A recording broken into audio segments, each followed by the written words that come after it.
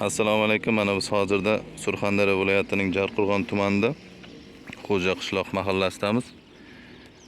Bu yerda bir kontur bir mahsulot asosida Xalq banki bilan hamkorlikda karam mahsulotlari yetishtirilib, 97-konturda aynan karam mahsulotlari yetishtirilib 120 kun davomida tayyor bo'ladi. Hozirda mahsulotlarni yetishtirishda mineral o'g'itlar, zamonaviy sug'orish, hamma tashkiliy ishlar bo'lib, hozir mahsulotlarimiz ham 25-30 kunlik bo'ldi hali. O'sha 120 kun, 130 kun davomida tayyor bo'ladi. Mahsulotlar keyin sotuvga olib chiqarishga tayyor bo'ladi.